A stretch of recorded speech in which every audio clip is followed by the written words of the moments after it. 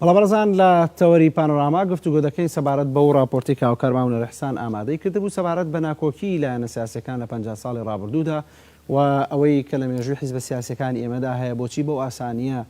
دەستیان چووە خوێنی یەکتر و براکان خوێنی یەکتریان ڕژدووە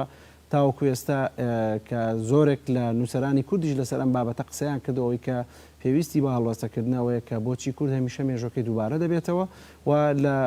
ڕووداوی زینی وەرتەوە هەندێک لە مەترسیەکانی دووبارە بوونەوەی شەڕی براکوژی یان شەڕی نێوان حیزبە کوردەکان جارێکی ترسەری هەڵدایەوە ئەوەی کە ئێمە ئەم شەو گفتوگۆی دەکەین بێگومان لەگەڵ هیچ لایەک لەگەڵ ئەوەدانین کە شەڕ ڕووبداتەوە بەڵام دەرخستنی ئەو مەترسیانەیە لە ئەگەری بەردەوامبوونی ناکۆکیەکان و بۆچی هەمیشە لایەنی کوردی بەو ئاسانێ لەگەڵ لایەنەکانی دەرەوە یاخود وڵاتانێک کە کورد بەسەریات دابش بۆ ئاسان ڕێک دەکەوێت لەگەڵ خۆی و لە ناوخۆیدا ئاسان ڕێک ناکەوێت و کێ ئەوەی کە دەتوانێت ئەم گرێکوێرەی ناکۆکیانە بکاتەوە و چۆن دەیکاتەوە گفتگۆ دەکەم لەگەڵ بەڕێزان مەسعود عەبدولخالق نووسەر لە هەولێرەوە لەگەڵم دەبێت هەروەها ئەنوەر حسێن ڕۆژنامەنووس و نووسەر لە سلێمان و لەگەڵم دەبن زۆر بەخێر بن کاک مەسعود بەو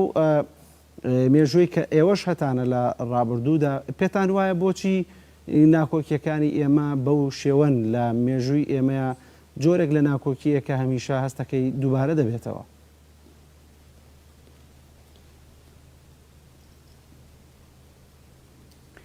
بەنای خوای گەورە و میهرەبان وڵای ئەو ڕاپۆرتەم جێلێ بوو زۆر ئەمچەندە ئاستێکی باشیە هەبوو بەڵام ینی هەموو تاچێکی کورد دڵتەنگ دەبی وا دەبینی ڕەنگە هەندێک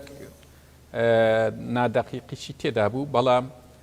تاریخێکیشە زۆر ناخۆشە و ینی قۆناغ بە قۆناغ جیایە ینی ئەو ئەمە جوانتر خەڵکی خۆمان تێبگەینین لە ئێستادا جارێکتر بواری شەڕی براکوژی ئینشاڵڵا نەما بە هیچ نەوعەکی وەزعی دووەلی وەزعی ئیقلیمی وەزعی عێراقی ینی مەجال نمایە هیچتر برایەکان بە شەڕ بێنەوە هیچ بەڵام وەکوری عەقڵیەت فەرقی هەیە ئەیان لە حیزبی کوردستان لە ساڵی 1970 دەست پێیەکا بە تێڕوانینێکی نیشتیمانی لیبرالی باشتر بوو یعنی تا فکری مارکسی دێ لە دوای 75 ئێستا ئێوە جەلالی و یەکێتی نیشتیمانیتان تێکە کرد پێم وایە دەقیق نییە ئەو مۆزوعە ینی جەلالی جودایە یەکێتی نیشتیمانی پارادەیەک جودایە لەو بابەتەی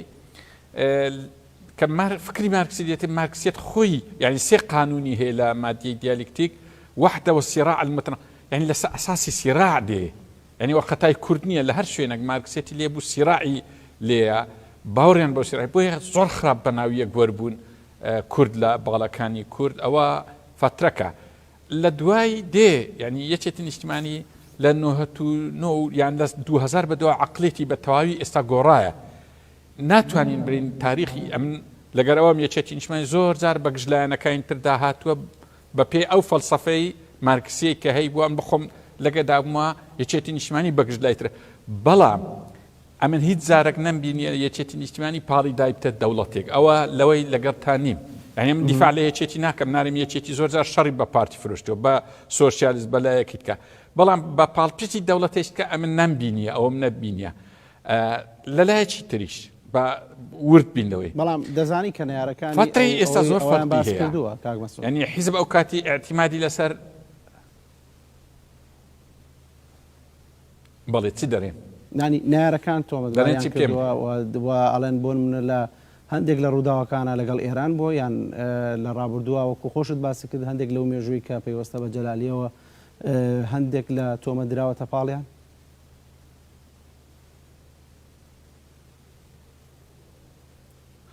سەردەمی جەلالی جیایە جەلالی و مەلایی کۆتایی هات بۆی میلەتی کورد تەئیدی مەلایی کرد یعنیەوە فترەك بوو تەواو بوو خەڵکی لەگە جەلالیەت نەبوو ئەو سەفحەی کۆتایی هاتیە بەڕێی من ئەوجا چۆن ڕوویدایەت ڕاستە یعنی حیزبەکان لە ناوخۆ پاڵ بە یەکتر دەدەن لە بۆی بکەیتە کۆشی حیزبێکی تر بۆ نمونە ساڵی 64 و 65 بابلين أو لاي ملاي باري بجلالي نا بكيتا كوشي لايشك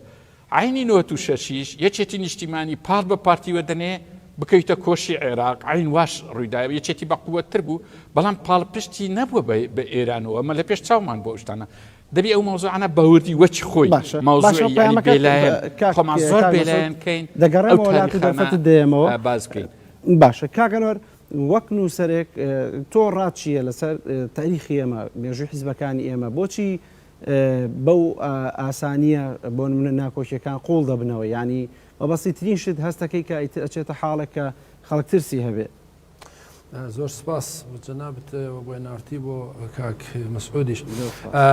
لە ڕاستیە کاکین هۆکارەکان زۆرن یەکێکیانەوەیە کە مۆدێلی ئینشقاقی حیزبی کوردی زۆربەی جار بە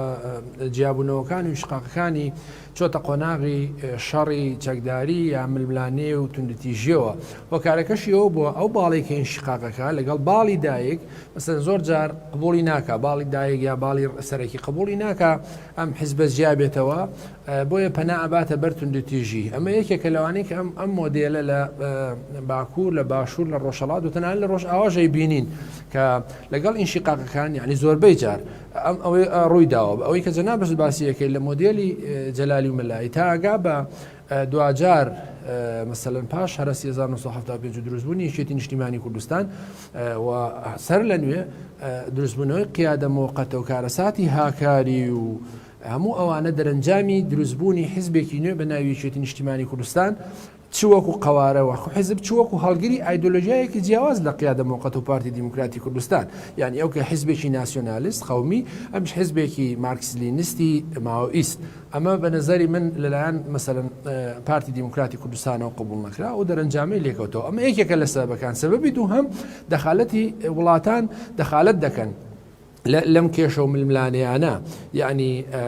مەسەلەن لە ڕابردوودا چ بەعەز چ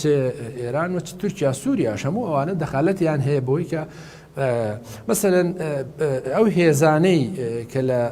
لە باکوورن مثلەن هێزی باکوور کە لە کوردستانی عێراق بوون مثلەن پشتیوانیان مخالفی لایەکەی تر بوون بۆیە لەم بارەیەوە شەید دکتۆر عەبدوڕەحمان قاسم لە کاتی خۆی قسەی جوانیە بۆی ئێمە ئەگەر وەکو ئۆپۆزیسیۆنی ئێرانی پشتیوانی لە سەدام حوسێن وەرەگرین هاوکاری لە ڕژێمی عێراق وەرەگرین دژی کۆماری ئیسلامی ئێران بەڵام گرنگەوەیە نەبینە دژی خەڵکی باشوور و ئەمە جەنابی مام جەلالیش پێی وابوو ئێمە کە مەسەلەن پشتیوانی لە ئێران وەرەگری نابێ ببینە دژی خەڵکی ڕۆژهەڵات و کۆمەڵە و دیموکرات بە نەزەری من هەندێک جار ئەم وڵاتانە ڕۆڵیان هەیە دەخالەتیان هەیە وەدنەیەدەن بۆی کە هێزە سیاسیەکان بکەونە شەڕی ناوخۆ ئەمە خاڵی دووهەم خاڵی سێهەم بە نەزەری من پێگە و نفوزی حیزبەکان زۆر جار هەیمەنە و هەژمونیان واکە کە ئەمە ڕووبدا و بە تایبەتی سێ هێزی سەرەکی لە هەر چوار پارچەی کوردستان پارتی کرێکارانی کوردستان یەکێتی نیشتیمانی پارتی دیموکراتی کوردستان لەبەرەوەی سێ هێزی ئەساسین لەو پارچانەی کوردستان و بە نەزەری من هەژمون و هەیمەنەیان هەیە بەسەر حیزبەکانی پارچەکانی ترەوە و بە هەموو حیزبەکانی تر یعنی بەواتایەکتر بڵێم لە چوار پارچەی کوردستان ئەو 144 حیزبەی کە هەیە 144 حیزب لە هەر چوار پارچەی کوردستان کە هەیە بە جۆرە لە جۆرەکان هەژمون و هەیمەنەی ئەم سێ حیزبەی بەسەرەوەیە مەسەلەن یارمەتیدان کاریگەری ئیدۆلۆژی نفوز و گەشە کاریگەری ئابووری یارمەتیدان هەموو ئەوانەی بەسەرەوەی بۆیە زۆر جار ئەمانە بە نەزەری من ئەکەوێتە ئەو ململانیانەوە مەسەلەن دیقەت بە لە دەرەنجامی ململانیەکانی نێوان پەکەکە و پارتی مثلەن ئەوەی کە لەو بینەیە ئەبێتە قوربانی مەسەلەن پێدەیە یا با بڵێم ڕۆژاوی کوردستانە یعنی ڕووداوەکانی پارتی و پارتی کرێکارانی کوردستان کاریگەری هەبوو لەسەر ڕووداوەکانی ڕۆژاوی کوردستان لە 2011ەوە بە نەزەری من ئوستاز ئەم مێژووی شەڕی ناوخۆی وەکو مارکزەڵێ مێژوو جارێک تراژیدی و کۆمیدی خۆی دووبارە ئاکاتەوە بە نەزەری من ئەمە زۆر جار لە مێژووی کورددا وەکو کاک مەسعود جووتی کە هیوادارم ئەم مێژووە دووبارە نەبێتەوە باشە کاکەنۆر ئێوە کاک مەسعود دەزان کە ئەم بابەتە ینی ئەوەیە کە گفتوگۆی لەسەر بکرێت چونکە ینی وەکو هەندێک دەوترێت حتا لە هەندێک لە کۆمنتەکان کە بۆ بەرنامەکەش هاتووە دەوترێت ئێوە دەهۆڵی شەڕی ناوخۆ دەکوتن یان ئەم بابەتە پێویست نییە ئەنی دەزانن کە ئەم بابەتە بۆ ئێمە لەبەر دەرکایە ئەوەی زیینی وەرتی ئەگەر یان یەک تۆ جموجولی سەربازی هەبووە ڕەنگە بە حاڵکاتێکیش زۆر نەخوازراوە بچوایە نەزەری ئەوە چێ کاک مەسعود ینی بۆچی ئێمە بۆ ئاسانیان لەگەڵ دەوڵەتانی چواردۆرمان ڕێک دەکەوین بەڵام ئاسان نییە لەگەڵ یەک ڕێکەوین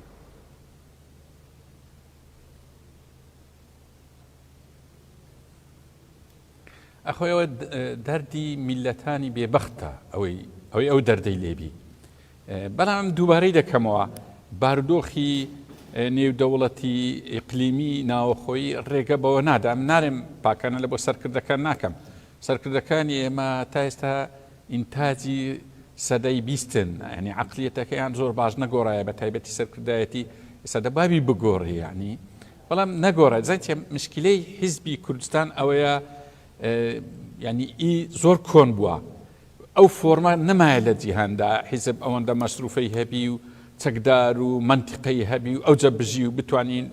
ینی خەڵکەکی زۆری هەبی بەدەوابی ئەو فۆرمە بگۆڕی ینی حیزب هەیە فۆرمەکەی نزیکەی 6 ساڵە دۆگما ینی وەک خۆیتی حتا ینی ناوی ناگۆڕی ناوی فەرعەکانی ناگۆڕی زۆر ناخۆش بووە ئەوە لە جیهاندا ئەو جۆرە حیزبیە نمایە لە ناو وڵاتانی عەرەبی شێوازی حیزبی قائید ئەویش سەورەی لەسەکرا تقریبا ئاخر سەنگەر عێراق بوو ئەویش ئەوە مزاهرات لە عێراق کرا و ئێستا تا ڕادەیەک لە حکومەتی مستەفا کازمی ئەو حیزبانە دوورکەوتنەوە بوونە دەبنە مەدەنی لە کوردستان حیزبی مەدەنی نییە هێشتا ینی ئەو فۆرمی ئێمە دەمانوێت حیزبێکی مەدەنی بی لەژێر قانون بی بەپێی یاسای حیزبەکانی کوردستان چکە هێزی چەکدار بوون لە بۆ حیزب زۆر خراپە ینی دەستوری عێراقی ڕێنادا قانونی ئەحزابی کوردستانیش ڕێنادە ئیرادەی دەولیش ڕێی لەگە ئەوە نییە ئەو عینادیە بەمانەوە بەو فۆرمە زەرەر و زیانی هەیە و وەکو برێ ئامادەشە لە بۆ شەڕی براکوژی هەرچەندە ئیشاڵە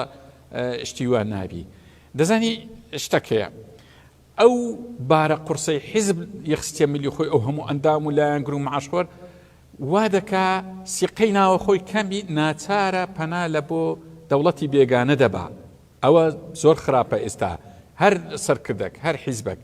کە سیقەی کامیلی ناو میلەتی نەبوو ناچارە پەنا لە بۆ دەوڵەتەکانی دراوسێ باکەر وەکو ئێستا دەیبینین بەڵام ئەمن ئەوەی دووبارە دەکەمەوە ئێوە باسی یەکێتی نیشتمانی پاکەکە یعنی لایەنەکانی ترتان کرد ئەم پاکەکە 100 گلەی و 100 ڕەخنەم لێەوە زۆر بەجددیش بەڵام نەمزانیە کەوتبیتە باوشی دەوڵەتێک ئەمنەوەم نەزانێت چکەوە تاریخە باسی دەکەیت یەکێتی نیشتیمانی سەدان عیبی هەیە هەر لە بەیانی تەسیسیەکەی شەڕی براکوژی ئەعلان کرد لەگە پارتی دیموکراتی کوردستان بەڵام نەمزانێت کەوتبیتە باوشی یعنی باست کرد مفاوەزاتی ساڵی 83 و مفاوەزات بوو نەک بڕێ ئیتفاقی کرد لەگە عێراق دزی هیچ حیزبێکی تر نەخێر ئەوە نەبوو ئەنی ئەوانە وەک خۆی باس بکەین پارتی دیموکراتی کوردستان ئەو تۆزەک جودایە تاریخ بەڵام کاک مەسعود ڕاستە ئەمن ئەوە شەڕی براکوژیم دیت کەمتر خەتای یەکێک لەو هۆکارانی بەڵام لە باشی دەوڵەتێک لە سیوەکی ئابی ساڵی 96 یەکەتی پێ تاوانبار دەکردەوە بوو کەیوت یەکەتیش پاڵی داوەتە پاڵ ئێران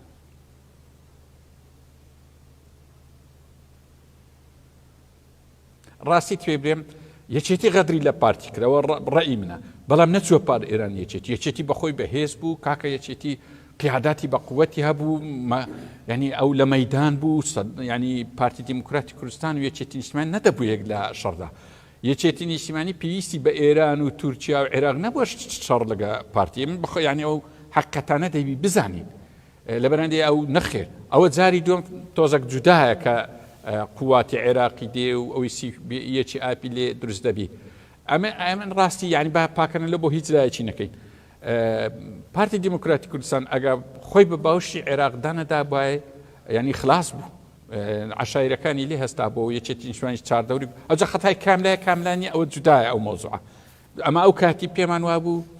خەتای یەکێتیە یەکێتی هەندێک جار بەمەی دەگو ئێوە پارتی دیموکراتی کوردستان نانس ئەم لە شاخیش ئەو ڕێیەمە بوو کە شەڕی پارتی دەکرا زۆر جار دەمگو کاکە باش شەڕیان نەکەیت دەیانگو ئێوە شەڕی ئەوان ناناسن ئێستا خەریکە تا ڕادێک دەردەکەی کە پارتی دیموکراتی کوردستانیش ئەوەندە فەقیر نەبووە دەسەڵاتی نەبووە ئێستا کە دەسەڵاتی هەیە وا دەیبینین ئەوە مشکلەی حیزبی کوردستانە هەر حیزبێک لە کوردستان دەسەڵاتی دەبی دەیەوێ هەمووان بخوا هەمویان قوت بدە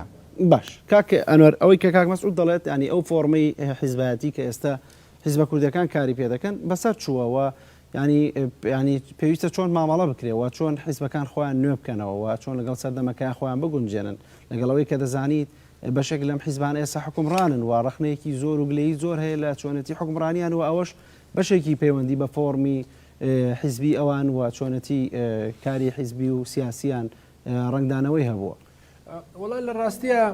مۆدلی حیزبایەتی لە کوردستان پێویستی بە تەندروست بوونە، یعنی لانی کەم پێویستی بە مەدەنی بوونە، ئەوەی کە هەدەپە لە باکوورەیکە مەسەڵەن هەدەپە لە هەموو ئەنقەرە یەک بارەگای هەیە و بەدایان هەزار ئەندام و لایەنگری هەیە. مثلەن 9 ملیۆن دەنگێنێ حیزبەکە، بەڵام کەمترین بارەگا و مقڕی هەیە، یعنی حیزبەکە خۆی نوێ کردوتەوە و ئەتوانێت مەسەلەن فۆرمەڵی حیزبی بە جۆرێک حیزبەکانی ئێرە چۆن بە نظری من ئەمە مۆدلێکی باشە ئەگەر لە هەرێمی کوردستانیش حیزبەکان مەدەنی بن و چەک لە دەستی حکوومەتا بێ. بەڵام قسەکەەوەیە من زەمانەتیەوە کەم یا با بڵێم یەقینمە یەکێتی نیشتیمانی کوردستان ئەماکە مثلەن ئامادەیە بێ بە حیزبێکی مەدەنی، بەڵام ئایا لایەنەکەی تریش ئەماکە و ئامادەن مەسەلەن وەزارەتێک پێک بێ، وەزارەتی پێشمەرگە چەک بچێتە دەستی ئەوە پێشمەرگەی ئەم هێزە بێ و لە هەر حاڵەتێکدا لە هەر حاڵەتێکە ململانەکان چەنە تونیش بێ دەست نەبن بۆ چەک ململانەی و سراعەکان لە ڕێگای هەڵبژاردنەوە بێ، لە ڕێگای دیالۆگ و گفتوگۆ بێ. بە نظری من هێشتا ئەمە پێویستی بەوە باشە. بەڵام تۆ دەزانی لە 2009 کۆپۆسیۆنی جددی دروست بووی چێک لە ڕخنەکانەوە بوو کە هێزی نیشتیمانی لە وڵاتانە بوو و ئایا ئەنی بۆ نمونەیەکێتی ڕازی دەبێت کە هێزەکە بکرێ بە هێزێکی نیشتیمانی؟ لەگەڵەوە منەوە نیم کە هێزەکان نیشتیمانی هێزەکە نیشتیمانین، بەڵام ئەوەیە کە ئەبێ هێز و پێشمەرگە لە ژێر دەسەڵاتی حکوومەتا بێ و هێز لە دەستی حیزبەکانە نەبێ. بەڵام ئەم بە نظری من هێشتا نەچۆتە بواری جێبەجێکردنەوە پێویستی بەوە هەیە و بەداخەوە ئۆپۆزیسیۆنیش ئەوەی جەنابیشی دێڵی ئەو ئۆپۆزیسیۆنی کە تۆژێڵی کە لەو دەورانەیە سواش سەری ئەتراز و ناڕزایەتێک شەپۆلی ئەتراز و ناڕزایەتەکانی خەڵک بوو جگە لە یەکگرتو ئیسلامی هەم کۆمەڵ ئیسلامی هەم سنووی گۆڕان چەکیان هەبوو و خۆش دەزانی لەو ڕووداوانە کە دوای دەرکەوت تەنان خۆشیان داوای چەکداربوونیانە کرد. مەسەلەن پار لە گرژەکانی نێوان بستنەوەی گۆڕان و یەکێتی نیشتیمانی کوردستان کۆمەڵە لە لایەنگرانی بستنەوەی گۆڕان داوای چەکداربوونی بەڵام گۆڕان هێزێکی مەدەنی بوو، ینی ئەوە سەرکردەکان ئەویان زۆر مناقەشە کردووەوە نییە؟ بە نظری من مەدەنی بوون لەوە لە ڕوخسارە نییە، بەڵکو ئەمانە هەمووی خاوەنی چەک بوون ولا بەرحاڵ ئەمەی کە ئێستا هەیە بە نظری من دیاردەیەکی تەندروست نییە کە هەموو هێزێک چەکی هەبێ بارەگا و سەربازیەوەوانە ئەوەی کە ئەگەر بتێ مۆدلی حیزبی تەندروست ئەوەیە. وەکاگە ویستم قسەیەک لەسەر ئەوەی پێشوو جەناب بکەم، ئەوەی کە مامۆستا عەبدولخالقی ژووتی یەکێتیش لەناو ئەحزابی سیاسی کوردستانە بێکەم و کوڕی نییە، بەڵام بەڕاستی جیاوازی هەیە. مثلەن لە دەورانی 1970دا کە لە دوای بەتایبەتیاتە سەرکاری کۆماری ئیسلامی ئێران و شەڕ یەکێتی لەگەڵ بەعاز یەکێتی نیشتیمانی کوردستان لە پاڵ کۆمەڵە و دیموکرات وەکو هێزی پشتیوان لە پشتیوانی حیزبی دیموکرات و کۆمەڵە شەڕی ئێرانی کردووە و لە دەورانی تازەیە لە مەسەلەن لە ڕووداوەکانی ڕۆژئاوای کوردستان یەکێتی نیشتیمانی کوردستان دەعمی گەورەی ڕۆژئاوای کوردستان و ئەو تەجروبە و پەیدەی کردووە و خاڵێکی تری زۆر گرنگ دیقەت بە مەسەلەن لە دوای ڕاپەڕینی 1990ەوە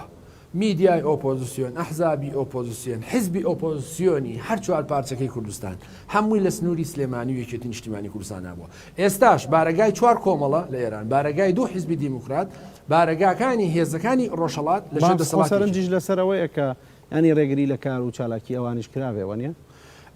ئەو ڕێگریانە بە نظری من ئەو ڕێگریانە یەکیان پەیوەندی بە پارسەنگی هێزەوە، یەکشیانەوەیە کە مەسەلەن ئەبێ هەرێمی کوردستانیش ڕعایەتی سنوورەکان بکە، بەڵام لەگەڵ ئەوەشدا مەسەلەن زۆر جار ڕووداوە. ئەم ئەویستم ئەوە تەواوکەم. مەسەلەن بارەگاکانی پێدە، بارەگاکانی هەدەپە، بارەگاکانی کانتۆنەکانی ڕۆژئاوا، بارەگانەکانی پەکەکە هەمووی لەژێر دەسەڵاتی یەکێتی نیشتیمانی کوردستانە هەبوون. ڕاغمی ئەوەی چ ئێران چ تورکیا چ سووریا گلەی زۆریان لە یەکێتی نیشتیمانی کوردستان و لە هەڵوێستەکانیان مەسەلەن لە کاتی هەڵبژاردنەکانی دەورانی پێشوو یەکێتی نیشتیمانی کوردستان لە ئەنقەرە پشتیوانی لە هەدەپا کرد. مثلەن ئێمە تا ئێستاش پشتیوانیمان لە پارتی کرێکارانی کوردستان کردووە لە زۆر دەورە. مەسەلەن تۆ بێ ئەم دیوەشی هەڵسەنگێنی مەسەلەن ڕاستە یەکێتی نیشتیمانی کوردستان لە دەورانی دروستبوونیە کە مەسەلەن هێزەکانی وستویان یەکێتی گەشەنەکە وەتەرەوەی خۆشتان کاگەحسانیش لە بیۆگرافیاکەیە باسی کرد کاتێ بەرەی جوود پێک دێ بۆ یەکە یەکێتی نیشتیمانی کوردستان زەعیفکە یەکێتی نیشتیمانی کوردستان بۆ هێزمانەوەی خۆی دیفاعی کرد لە وجود ومانەوەی خۆی لە کاتێکا چ ئێران چ مەسەلەن بەرەی جوود و هەموو هێزەکان کەوبوون ئەوەی کە یەکێتی نیشتیمانی کوردستان زەعیفکەن خۆگە مێژوو بخوێنیەوە یەکێتی دیفاعی لە بوون و مانەوەی خۆی کاک مەسعود لە مێژووی وڵاتانە ئەگەر حیزبەکانیش زۆر کاریگەریان نەبوو بێ یان ڕێگەکانی کاری سیاسیان تەندروست نەبوو بێ هەندێک کات سەرکردا یاخود کاریزمای کەسایەتی سیاسیەکان گۆڕانکاری دروستەکەن لەمەیە ئێمە ینی توانی ومانە سەرکردەمان هەبێ سەرکردەی نەتەوەیمان هەبێ و ئەگەر هەمان بووە بۆچی تاوەکو ئێستا دۆخەکەی ئێمە وایە هێشتا وەک خۆیەتی هێشتا ناکۆکیەکان هەر بەردەوامن.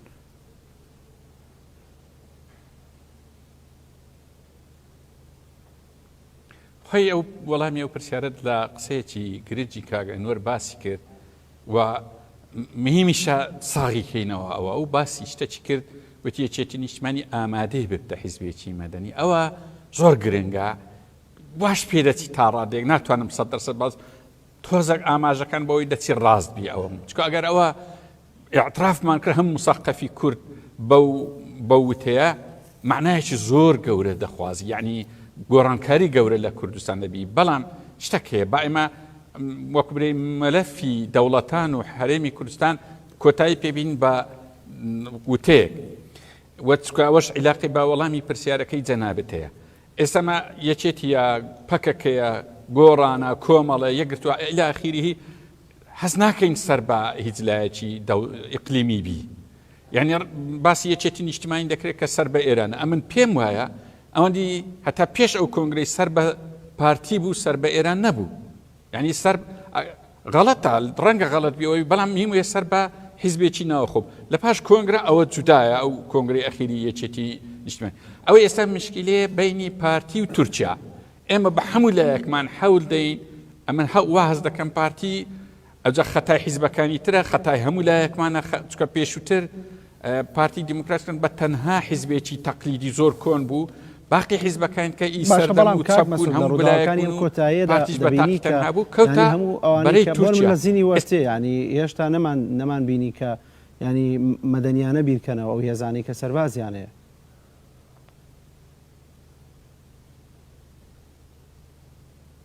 هێ وا باز دەکەین بە حقت یعنی زینی وەرتێ ئەگەر ڕاست برین ینی ئەحداسەکان وەکو برێ نقطە لەسەر ئەوەی دانی ئەو منطقەی یەکێتی نیشتیمانی کوردستانە هێزەکی پارتی دیموکراتی کوردستان دێ یعنی هەموو کەس تێگە بە ئەمری چ دەوڵەتێکی ئیقلیمیە یەکێتی نیشتیمانی نەیکردە شەڕ باش بوو ئەوە هەمومان سوپاسی دەکەین پاکەکە دێ ئەوەش لێرە نقطەیە پاکەکە نابی بێ هێزەکی بینی ئەو چکۆ ئێرە هەرێمی کوردستانە ئێرە زینی بینی ئامەد و دەرسیم نییە ئەو ڕاستە ئەمە هەموو لایەکمان دەمانەوێت قەندیل بپارێزین مەشروعی قەندیل محافەزە بکەین لەبەر ئەوەی دەزانین تورکیا چی لەوێ دەوێت ئەوە پاکەش زۆر دروستنیە برایانی پارتی دیموکراتی دەگەڕێنەوە بۆ دواوە بەڵام لە کۆتاییدا شەڕەکان الحەمدوللا ڕووی نەدا بە زەختی هەموو لایەک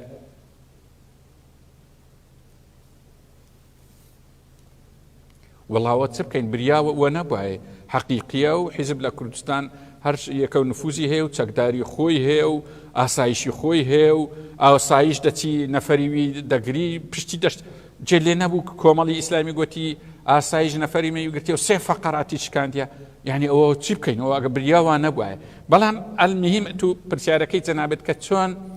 سەرکردەیەک بێ هەموو حیزبانە لەو وەزعە کۆتایی پێبینی و بیان کاتە مەدەنی و مثلا بینای تەسیسی دەوڵەتێکی کوردستانی ئەوە گرنگە ئەو قسە ئەویش هەتا ئێستا ڕاستی قیادە تاریخەکانمان نەما مەلا مستفای ڕەحمەتی ڕۆی دکتۆر عەبدوڕەحمان قاسمۆ تیرۆر کرا ئەو جەلان لە سجنە مام جەلال وەفاتی کرد کاک نەشیران وەفاتی یعنی تەماشا دەکەی قیادات نەما یەک قیادەی ئەو سەردەمەی مایە هەموو بە هیوا بووین ئەو قیادەش ببتە برا گەورەی هەموو لایەک پێی نەکرا ئەویش یعنی کاتە ئێستا فەراغی قیادەی لە کوردستان قیادەیەک باوشی وا فراوان بی جێ هەموو لایەکی بتەوە نەک جێی بەس بەڵێ ینی کێ ئەوەیەک ئەو قیادەیە کە پێی نەکراوە کە بێتە برا گەورە دەبێ بەڕوونتر قسە بکەیت ئەخۆ دیاران زۆر حەستان لێ هەر نایبین جەنابی کاک مەسعود بە تاق تەنها ماوە لەو قیادە تاریخیانە یعنی ئەم باسم کرد ئەزمەی قیادەمانە نییە بەڵام لە سەردەمەکانی پێشوشەڕی ناوخۆوەڵان ئافرەت لە زک کەوتووە ئەمە باسی قۆناغی نوێ دەکەین لە پاش 2003 قۆناغێکی نوێ ینی لەبەرچێم ئەو قسەی کاک ئەنوەرم پێگرنگ بوو کە دەرێ یەکێتی نیشتیمانی ئامادەیە بەرەو مەدەنی بڕوە ئەمە هەز دەکەین زۆربەی حیزبەکان بەرەو مەدەنی دەڕوە ئەوەی ئێستا بەرەو مەدەنی ناڕوا برایانی پارتی دیموکراتی کوردستانە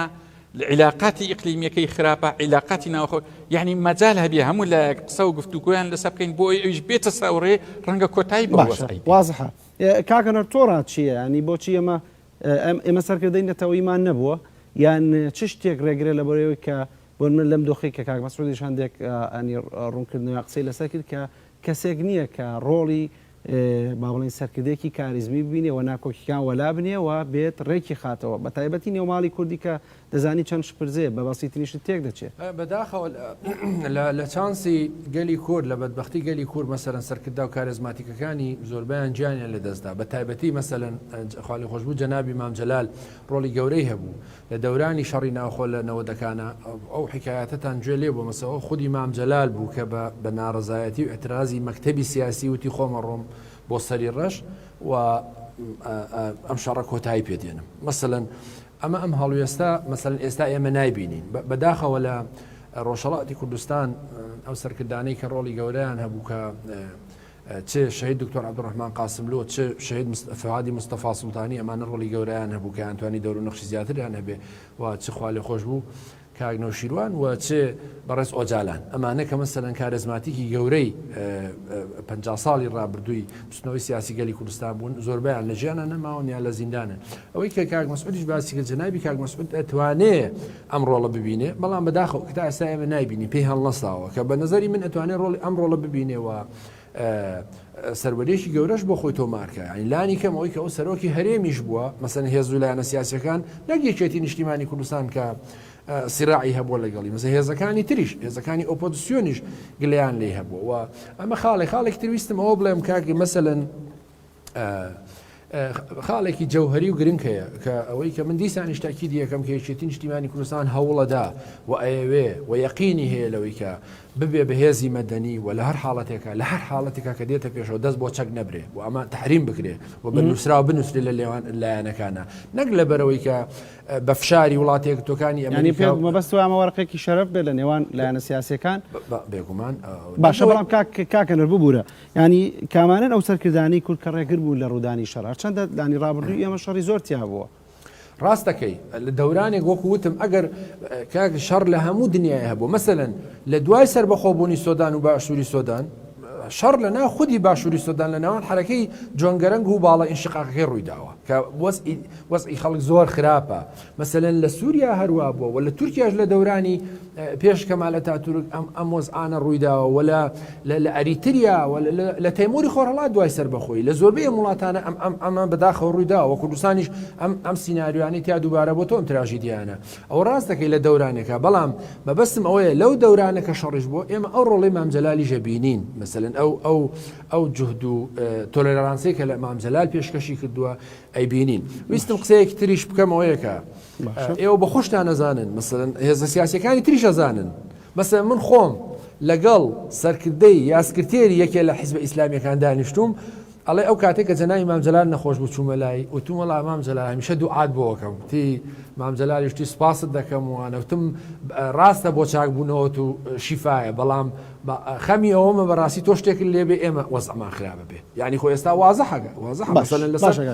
یەک قسەی تر ویستم بیکەم ئەوەیەکە ئەمە بۆ ئەوە بوو بڵێم یەکێتی نیشتیمانی کوردستان لە هەر شوێنێک زەعیف بێ پاشەکشەی دیموکراسی و ئازادیەکانە من ناڵم یەکێتی نیشتیمانی کوردستان کەم و کوڕی نییە لە حکوومەت لە ئیدارە لە پرۆسی سیاسی ئەو بۆمانایە نییە بەڵام دەستی بە مەسلەی ئازادیەکان و دیموکراسی خاوەنی هێزی چەکدار بێ سەرنج هەیە لەسەر ئەو هێزەوانیە بێگومان دروستە هێزی چەکدار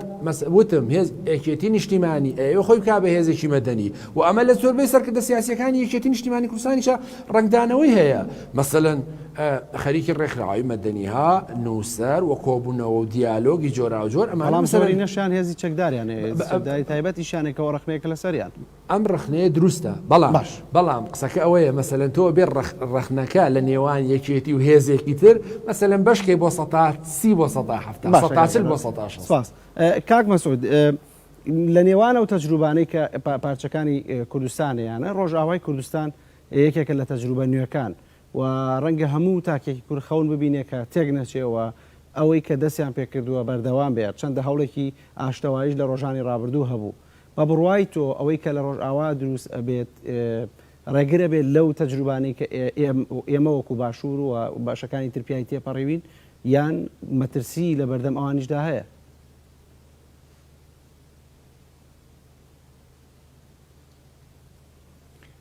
خۆی دەزانانی ئەو پرسیاری تو بەوەی جواب دەینەوە هەر حیزبێک بنیاتی قیادە قوتری و قیادە قومی یعنی ئەوەی لە حیزبی بەعز بینوێنیان هەر حیزبێکی کوردستانی لە بیدایە دوای کردیە فەرعی لە هەموو پارچەکانی تری کوردستان بەڕاستی ئەزیەت و ئازارێکی زۆر خۆی و لایەنەکانی تر دەدا. ئێستا لەو دەمەی بەس پارتی دیموکراتی کوردستان و پەکەکە ئەوەی هەیە فەرعی هەیە لە هەمە ئەوە باش نییە. یعنی تازە ئێمە خۆمە هەمومان کوردستانیەتی گەورین هەمومان بەس تازە واقعەک دروست بووە و کوردستانی باکوور و کوردستانی باشوور لێک جیایە کوردستانی ڕۆژئاوا و ڕۆژهەڵات لێک جودایە لەو دەمەی بەلێ گەڕین یعنی بە دەرگای خۆی بدات بەڵێ بۆچی هەڵەیە کە ئەوانە هێزی جیاوازی خۆیانیانەیە لە پارچەکانی تر؟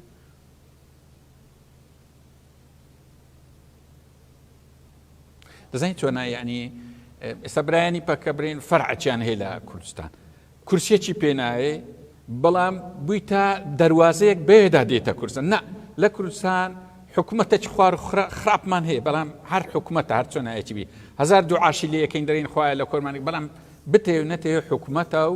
دەرگایە ینی برایانی پەکە حەقوەیە بێدا بێنە ژۆری تەعامل لەگە هەرێمی کوردستان کە نەک ناویت بە هەمان شێوە پارتی دیموکراتی کوردستان تو هێزێکت دروست کردێ ناوی هێزی ڕۆژە نازانم چێ لە ڕۆژ ئەوە لێت کردوونە بەڵا دەمەک تورکیا بەکارێن دەمەک لە لیبیا نازانم ئەو چییە یعنی ئەو تەریقەیە بەڕاستی باش نییە تو مەسئولی کوردستانی خۆت باش مەسئولی کوردستان وە لە دەرگای یەکتر وەرنە ژۆری لە بۆ یەکتر بۆی ڕۆژ ئەوە بەڕاستی ئەمن دەبینم باکوور و باشوور مشکلیان لە بۆ دروست دەکەن دەنە تاڕادەیەک باشە ڕاستان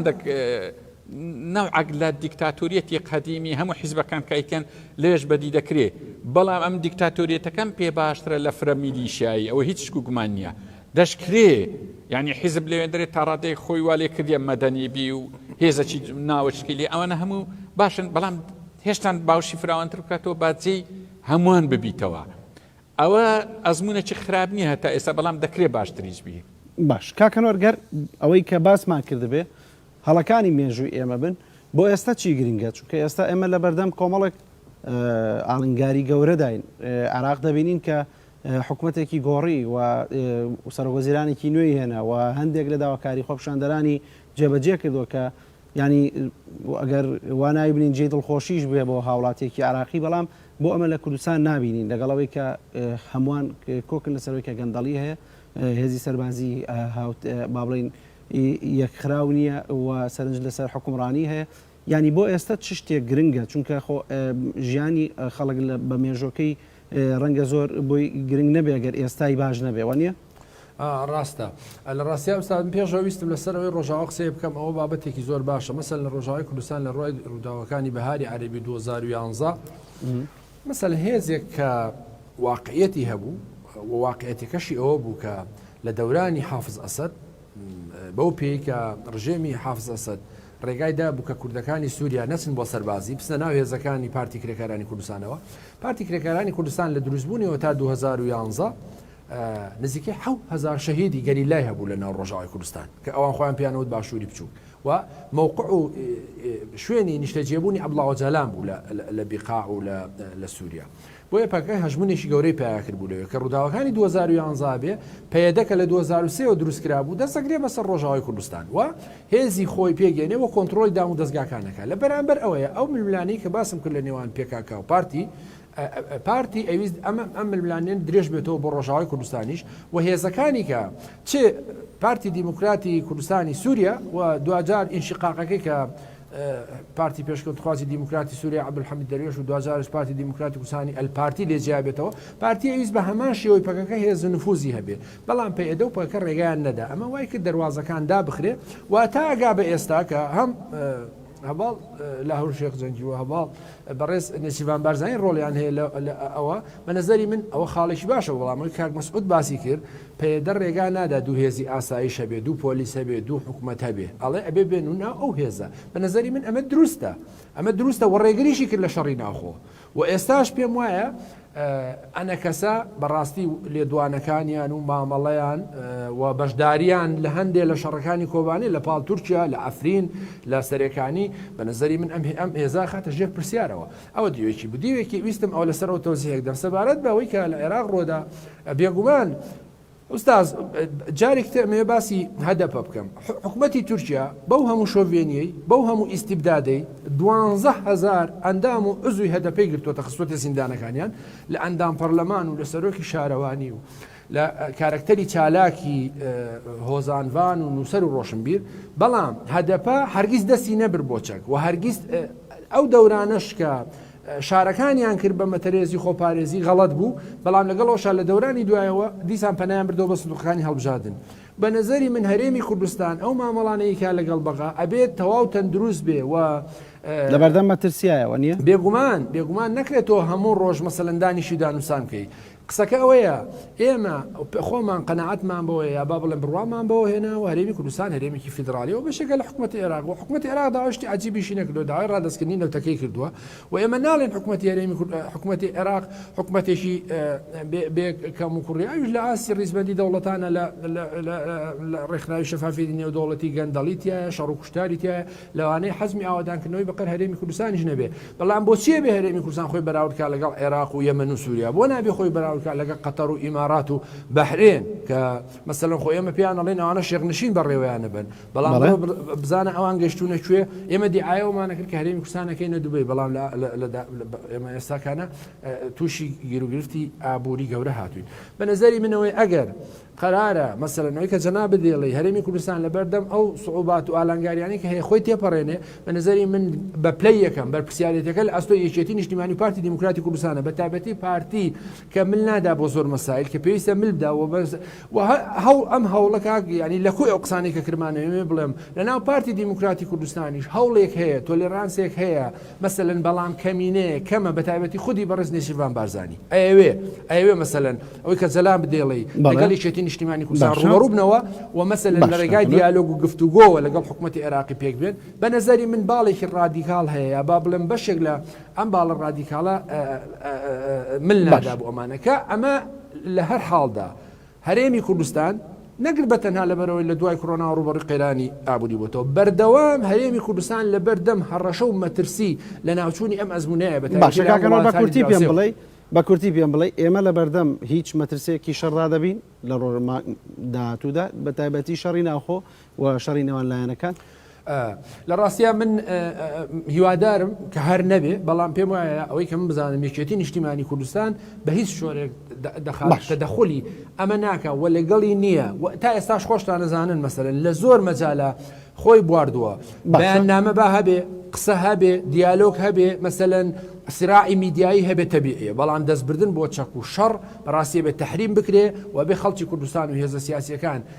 پەنجە ڕاکێشن بۆ ئەوی کە ئەوێ شەڕ دروستکە ناکۆچی دروستکە یا با بڵێم قازان جوو بەرزەوەندی لە شەڕایە باش کاک بەسوود دێوەڕاتان چیە ئێمە لە بەردەم مەترسی شەڕانین یان لایەنەکان جارێکتر ناتوانن ئەوە بکەن یان نایانەوێ و ویستی ئەمەیان نییە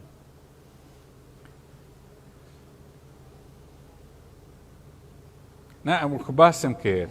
ئەوڕۆ ئەمریکا لە وڵاتە دنیا چاوی لەسەر ئێرەیە پەیوەندیمان لەگە عێراق ینی وەزعی هەرێمی کوردستانکەوە لە وەزعی زۆر ناسکدایە ئێمە دەرفەتی زۆر گەورەی زێڕین هاتبووە پێش هەر سەرکردایەتێکی بووە ئێستا دەبای 15 ساڵ دەوڵەت بین بەڵام ئێستا نیوە کوردستانێک ماوە نیوەکەش بەشەکی تورکیا هاتیە بەشەکەی تر هەمومان وا خۆمان لە حکوومەتی خۆمان هەرین دا مرکزی وشتوا دروستکەین یعنی وەزعی خراپە هەرێمی کوردستان یەی شەڕ نییە بە هیچ نەوعی شەڕ ئینشاڵڵا دروست نابێ ئەو قووە خەیرانەیەش کە باستان کرد لە ناو پارتیشەیە الحەمدولillah لە ناو یەکێتیش لە ناو گۆڕان لە ناو لایەنە ئیسلامیەکان و هەموو لایەکیش دەبی بەرەوە ئیتیجاهی ئەوەی بن کە بە هیچ جۆرێک شەڕ نەبی تەحەولێکی دیموکراتی و مەدەنی پێویستە کە لێرە بەولاوە بکرێتن و وەکو هەرێمی کوردستان بەرەو مؤسساتی بڕاو حیزبی لە چەکداری دوورکەوتەوە. بەڵێ سپاس بۆ مەسعود عەبدولخالق نووسەر لە ئەولێرە ڕۆها ئەنوەر حسێن ڕۆژنامەنووس و نووسەر لە سلێمانی و سپاس بۆ بەشداریتان لەگەڵمان سپاس کە لەگەڵمان تاوەکو ئێستامانەوە بەڵێ بەڕێزان لە کاتژمێر 12 لە درێژەی پانۆراما بە نوێترین زانەرەکان لەگەڵتان بەردەوام بین چاوتان لەسەر NRTV.